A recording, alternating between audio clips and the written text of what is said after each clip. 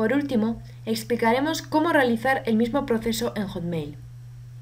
Una vez estés en el buzón de entrada, haz clic en la sección Opciones y luego en la subsección Más opciones de configuración de correo.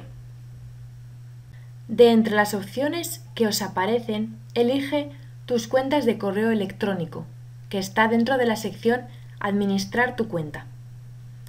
Cuando se cargue la página, pincha en Agregar una cuenta de solo enviar, que está en la sección Agregar una cuenta de correo electrónico.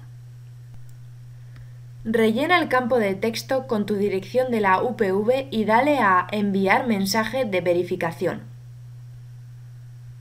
De nuevo, se enviará un mensaje a la cuenta de correo de la UPV en el caso de que no lo hayas redirigido, o si no, a tu otra cuenta de correo, aunque puede que tarde en llegar, y solo faltará pinchar en el enlace que contiene.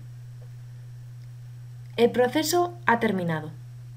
Ahora, cuando envíes un correo desde Hotmail, podrás elegir la cuenta desde la que hacerlo.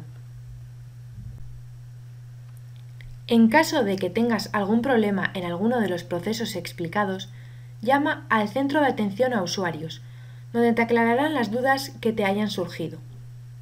Este es el teléfono 945 01 4400.